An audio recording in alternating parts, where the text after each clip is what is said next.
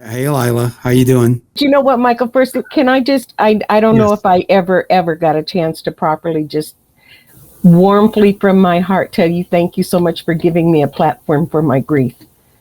I know it was because of what you gifted me with that gave me the strength to continue on. And I thank you for that. Not everybody had the ability or the gift to be able to have a platform to share that grief and to receive so much love when I needed it. So I want to thank you for that. Well, that's very kind of you to say that. There's no way I probably could ever do enough to remove the pain, and obviously none of us have the power to bring Michael, your son, back. But I was so moved by you when I first met you while we were making the film, to stand there with you in front of the White House. Yeah. To stand at the gates of power, and to speak the truth. Yep. I know you're a religious person, and of course we talked about how when I was a teenager I went to the seminary, and but you literally were that day. I just was thinking, we have John the Baptist here. I doubt calling him out. She's just calling him out, and he's up there, and he can see her. Yep. You can hear her. Come on, King Herod, come on down. But you know what I remember so much about that day at the White House? I was so angry that there was like a trench built. Yes. The fence and the trench built. I was all like, of that. Yes. He's so afraid he has to just literally lock himself in back there. Right. Oh, I was appalled. It's my White House, just like it's his White House, and I couldn't get to it. It shocked me, there, and that was really the beginning of how they were trying to, under the name of Homeland Security, exactly, basically, make sure that the people can be kept away and they can't be heard. Exactly. And there's not anything to worry about with us. We're not like the January 6th people where we're well, come on now, tell it. That we're not violent people. First of all, we're there to stop the violence. Exactly. What else do you remember of that time when we were sort of back and forth and everywhere? We were in Flint, we were in Washington, D.C., and then after it came out. What comes to me is Dover Air Force Base. When we went to Dover, that was pretty intense. That was pretty intense because I was not allowed to go receive my son's casket home. And to be able to go to Dover, it was as though I was able to go, even though he wasn't there. Yeah. And then to see when I walked to go up to the base and to see, I didn't realize that so many people were following me as I walked up to the base, and they told me that I had to leave. And that hurt me to my heart, knowing that my son gave his blood for this country and I was not allowed to step foot on a military base. Yeah. I just, all of that time was just so emotional for me, obviously for you, all I was having to do was try to, go around the country and try to talk to people and try to figure this out and try to present something to the public. But your loss, I mean, your son, Michael, died on April 2nd, which is my mother's birthday, right. And he was, I think, one of the first from our area. He was. To die in the war, because the war had started on March 17th, 19th, something like that, March 19th. Yep. So it was it was very early on. Yes. And I think most Americans really didn't know why we were there or what was happening or what was going on. And well, a lot of Americans were actually feeding into the lie that we were going after bin Laden. Yeah. Right. In Iraq. Exactly. Right. Right. And then here we are 20 years later, finally having to come out of Afghanistan, where we should have, if we truly went for bin Laden, we should have been there in the first place. Yeah. And then once bin Laden was gone, why were we still there? Thank you, Michael. What was they've never really explained that. And the way Bush has sort of now in the latter years come off as this kind of goofy grandpa-ish type. He's a painter now, and he's, always hugging Michelle Obama and handing her sticks of gum. I mean, I just, and once Trump was elected, everybody was like, "Oh, well, this makes Bush look good." And I'm thinking, no, not really. I'm not. I mean, I'm not prone to say anything good about Trump, but I'm trying to remember the countries he invaded. Right. I mean, this guy invaded 2 countries. Yep. There's a lot of blood on his hands. Yep. And a lot of money in his pocket. And a lot of money in his and Cheney's and all of them. Exactly. The ones that sit on the boards. Yep. So I've really never gotten it over it. And I have this, this sense still that justice has not prevailed when it comes to Bush and his crowd. No, it hasn't. I hope that will happen in our lifetime. Me too.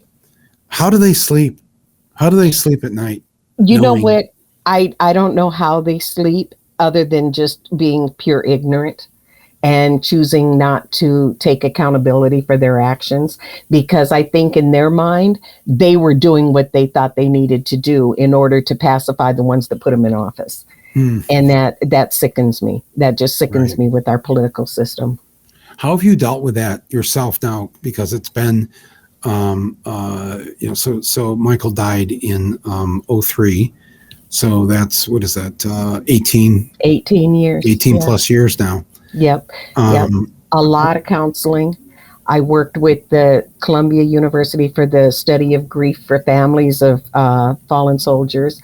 Oh. I've just built a little cocoon that I stay within. And unfortunately, I mean, I'm very blessed to be where I'm at right now, but I stay very close to the Defense Center in Columbus, Ohio. And I have to be very careful because when the military helicopters start flying overhead, I tend to get very anxious and start getting the PTSD flashbacks. So that part has been a real struggle for me. You can tell I'm still kind of dealing with that. Of course. Well, Michael died in a helicopter. Exactly. And, absolutely. And then to find out that his head was decapitated is, it's, I choose not to try to think about those when I think of my son. I choose to think of the red bird, the cardinal that comes and visits me almost daily. And they say when a red bird visits you, it's someone from heaven checking on you. So those kind of things are what I choose to stick with. Yeah. Yeah. But still, I mean, I hear you, and it's, I mean, I'm still hear the pain. Of course. I mean, my grandmother lost my uncle in World War II in the Philippines. And now I wasn't born then, but growing up, it was clear there were 7 kids in that family, and he was probably the favorite brother of my dad's. Although I only saw him with his 2 living brothers who were also in the war, and they were hilarious and great, and he loved them deeply. But the one who died, I think, was just like they were just a year apart or so. Wow. And my grandmother never got over it. She was so affected by his death that when the war was over and they finally, the bodies came back and whatever, they buried him in the Catholic cemetery in Flint. She wanted to visit the grave every day and did. And then she told her husband that she wanted to find a house that was in walking distance of the cemetery, and did, and found a house to rent just across, essentially right across the street from the cemetery, and went there every day. Oh my God, the grief, the pain of it. Yeah. Well, that's part of the reason that I had to leave Flint. because I Yeah. too would go to the cemetery, and many days I would find myself standing at his grave and just screaming at the top of my lungs because I Yeah. still don't understand it. 18 years in, and I still don't understand a man's greed that he would send children to make him more money. I still don't understand it. Well, you understand that it was a man's greed, Right. wanting to That make part. money, and would not send his own daughters off to war Exactly. ever, Exactly. but would send your son and all the others Yep. who signed up. And all the others. And they said, why did they sign up? They signed up because they were willing to defend you and I, Exactly. so that we wouldn't have to give our lives. They are Exactly. willing to give their lives. Right. And I can promise you, Yeah. when my son signed up with the military, Yeah. he never gave a thought about being sent someplace to make money for somebody. Right. A place that had nothing to do with the defense Nothing of us. to do with it. My Right. son was all for getting bin Laden, Yeah. Well, but he wasn't for invading Iraq. Right. Yeah. What did that have to do with bin Laden? Exactly. Right. So It's like Pop said that day in our house. And what is it all for? 18 years later, we're still asking, and what was it for? your husband. Yeah. Yeah. Well, can I take a stab at answering that question? Okay. If it may help, it may not help, may make it worse. But I've come to believe that Michael and the others who gave their lives, it's personalized. It's personal when I think of your son, that he did not die in vain. Right. He didn't die for the reasons that Bush and Cheney and Rumsfeld were lying to us about. But his death, and he shouldn't have had to die. But I remember my grandmother telling me that we all have this cross that we have to carry, and it comes in different forms.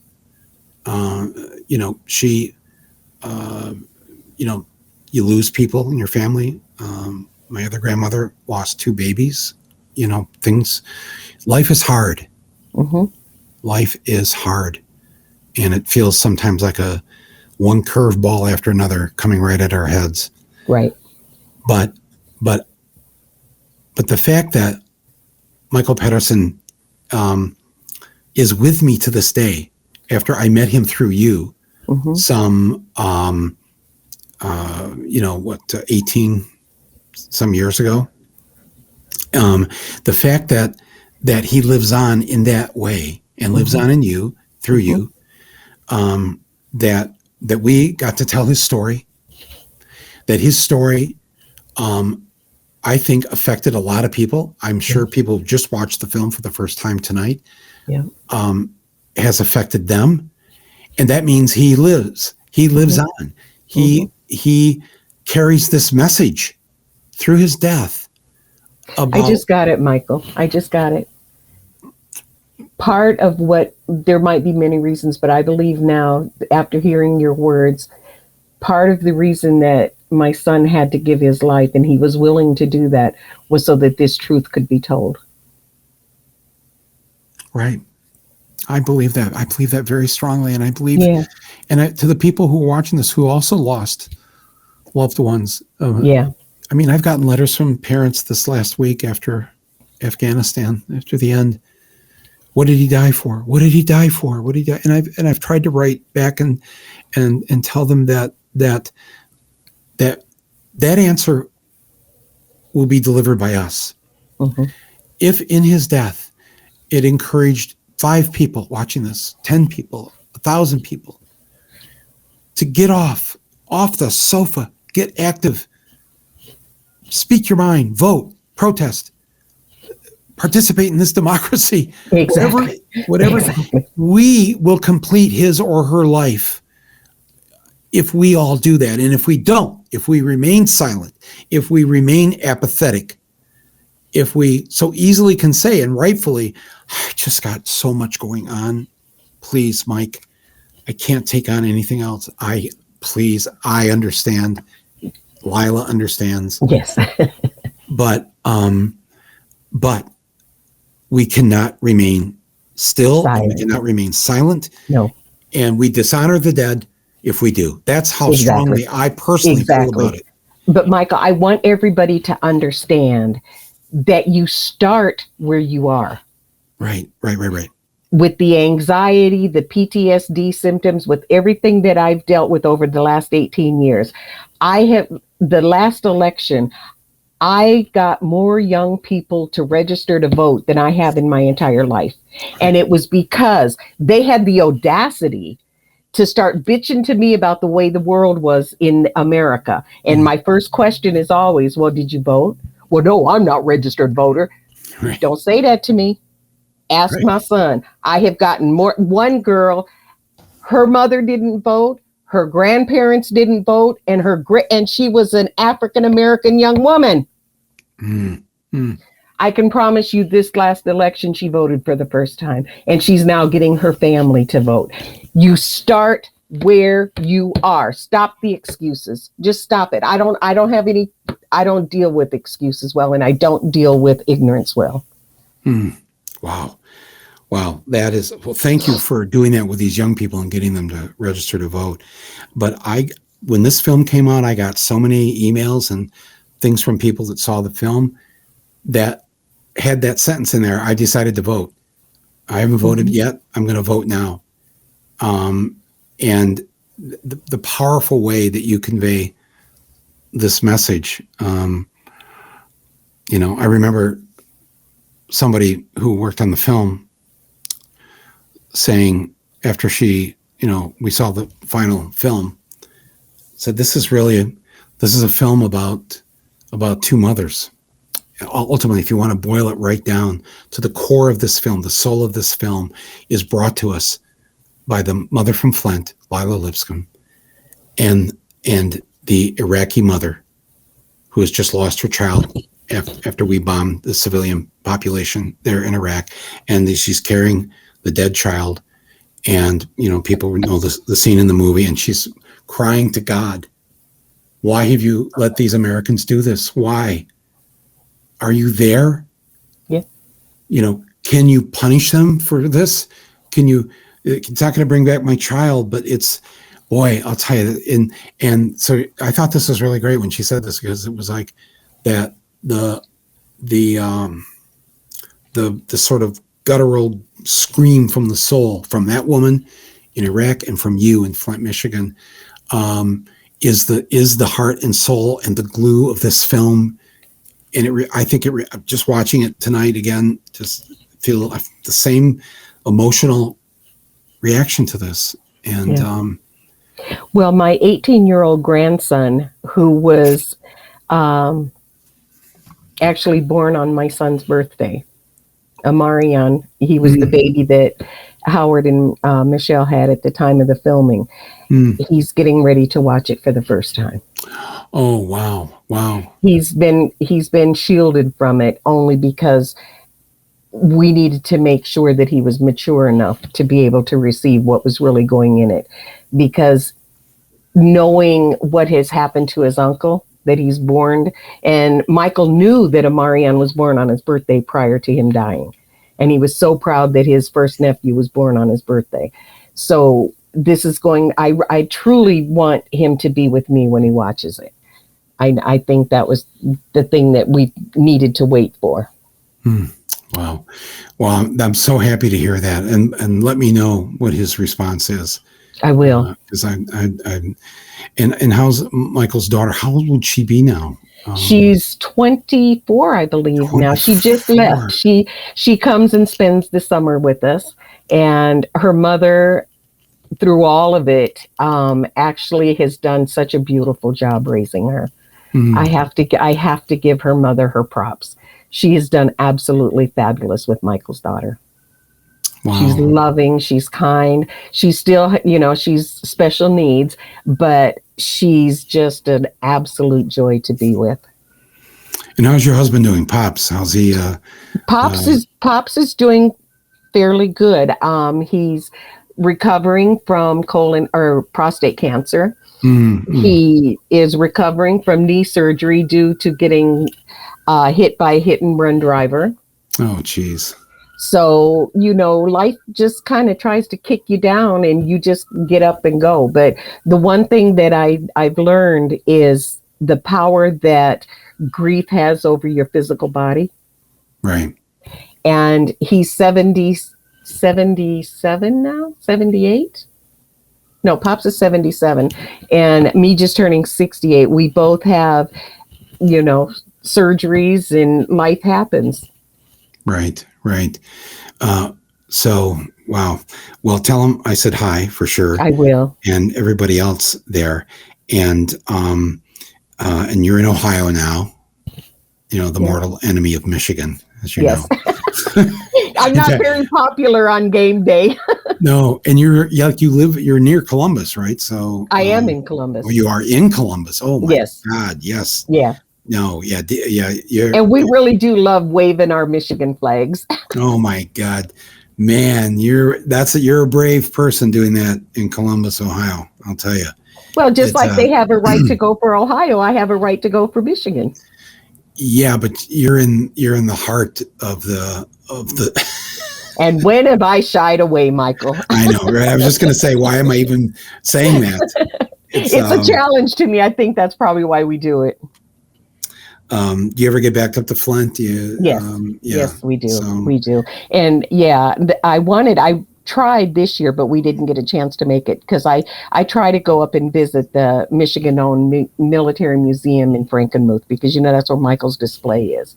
But we didn't get up there this year, so. Right. Well, anybody in Michigan, if you're in Michigan or you visit Michigan, Frankenmuth, everybody in Michigan knows what Frankenmuth is because it's where you go to get a chicken dinner.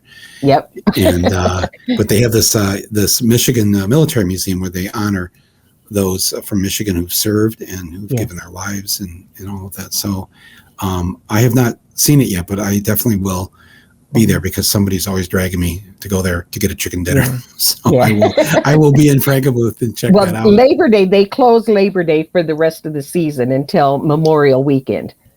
Right. So for those who don't understand what that meant, it starts snowing just after Labor Day in Michigan, and usually right around Memorial Day is when the snow ends. So yep, we get like 3 months of sunny weather. Yeah. But our friends and our family in Flint, man, what they've had to suffer through these years.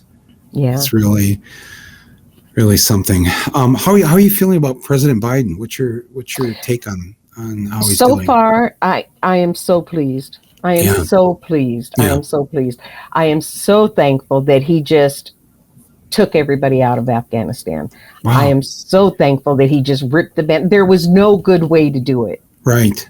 And he had to do it. And I stand with him 100% on that. Yeah. And I'm so thankful that he's stepping up and doing everything he's doing for this COVID stuff. Oh, I know. I'm so thankful. And I love that he's so into the military to take care of them and to make sure everything goes good with them. Right. And he means it. It's not that fake politician thing, Right. It's like, the impact that his son and his son's death had on him. Yep. And, and the way he went to Dover there last week and stood there. Yep. And, Bush not only didn't go there, he would allow no cameras. He would allow no family. Yeah. He wanted to try to sweep it under the rug. Right. That the lesson of Vietnam, a lot of people. I'm sorry, but a lot of people didn't realize that because my son was killed so early on, those of us that lost our children early on really paved the way for the other families to be able to go to Dover and receive their children coming home. Yeah.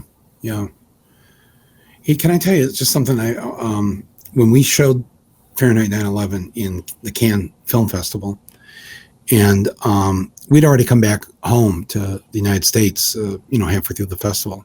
We'd shown the film a couple of times, and that was that. And I got a call the day before the awards ceremony to say, you need to fly back to France. I said, oh, you're kidding me. Why? Well, the jury is indicating that they might give you some kind of an award. And so I said, well, should we go? Yeah, okay. So we got back on a plane, went back there, and we're there at the awards ceremony, and we are completely shocked by Quentin Tarantino announcing, and Charlize Theron holding up the award that the top prize was going to go to Fahrenheit 9/11. And we were like, whew. I go up there, I take the award from him and her, and afterwards, after the ceremony was over, he comes up to me and he said, I want you to know on a personal level, this film really, really affected me deeply. And he mentioned you, a couple of other people in the film. He was so crushed and angry and everything. And he said to me, and I know it's okay to reveal this publicly because I had asked him a couple of years ago if I could. He said to me, I've never voted in my life. In fact, I've never registered to vote. This is at that time, he's late 30s, early 40s. Mm-hmm, mm-hmm. And he said, but this film and the people in this film, first thing I'm doing when I get back to LA, I'm registering to vote and I'm going to vote. And then when the election time came, he sent me a thing that he was very happy and proud to that what you just said in terms of how you got these young people to vote, that it's made me think a lot about the power of art, whether it's film or anything, where those who can do this communicate to their fellow citizens. Yes. Whether it's a book, whether it's a play, whether it's maybe it's a painting, maybe it's a whole bunch of great photographs. Maybe it's a podcast. Maybe it's a podcast. Yes, yes, I know. I'm trying to fit them all in. Ice Capades, I haven't done that yet.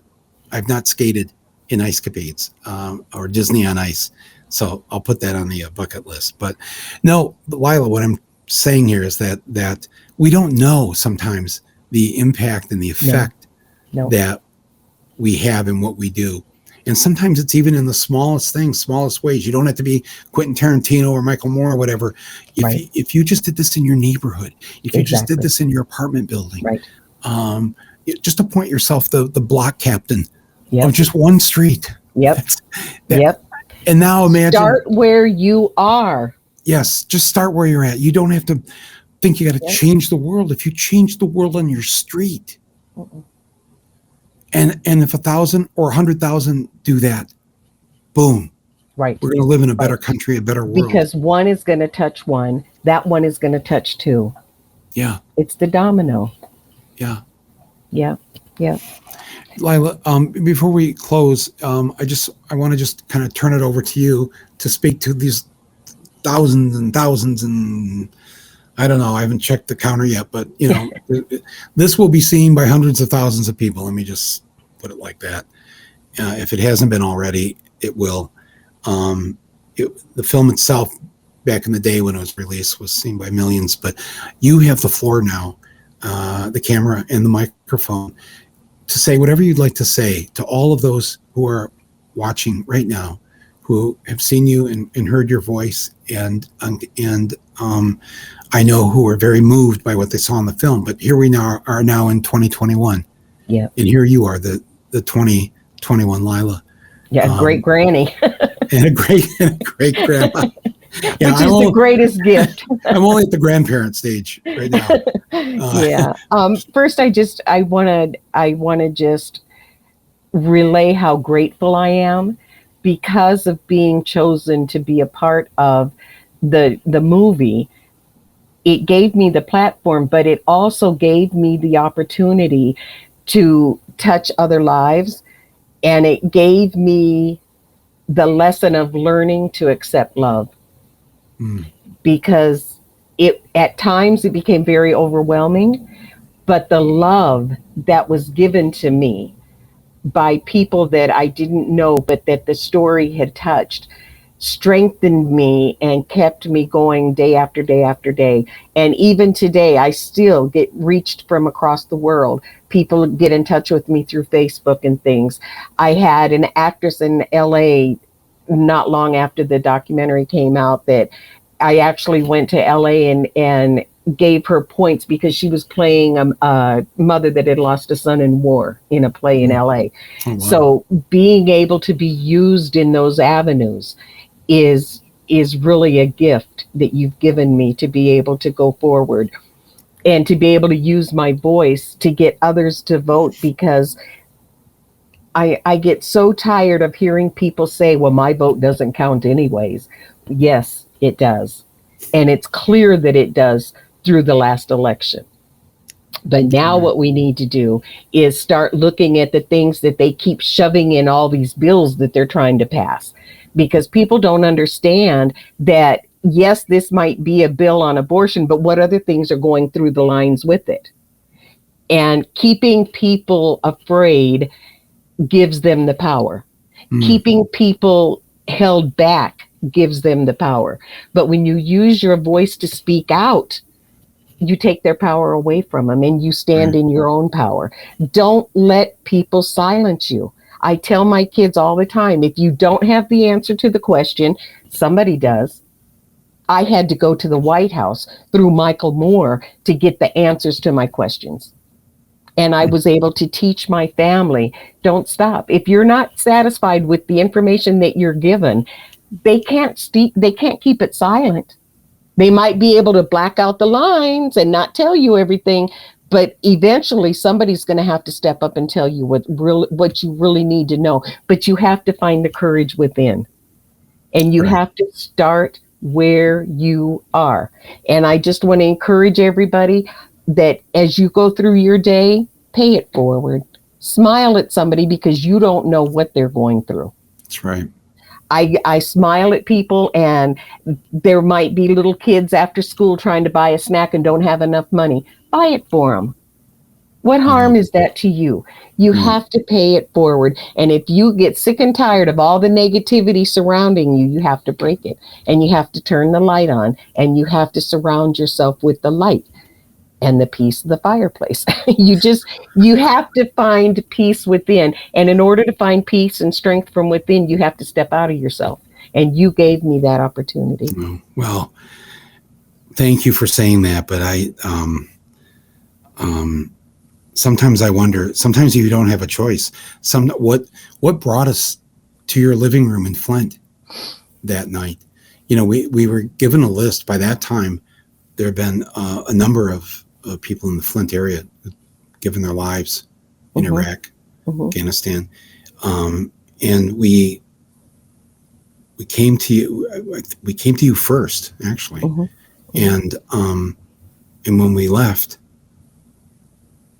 well, first of all, we knew we didn't need to really go speak with anyone else, because I think it really took us a while to recover from meeting you, your family. We felt like when we left, we knew who Michael was. Those of us on my crew who grew up in Flint area. So in that way, as a fellow Flintstone, we knew Michael. We knew, and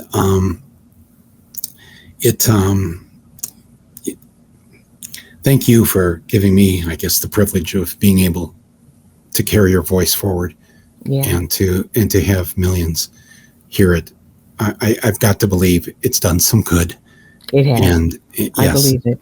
Well, and you've encountered people who've told you that and what it did. So, but Michael, what you gave our family is that our son will never die.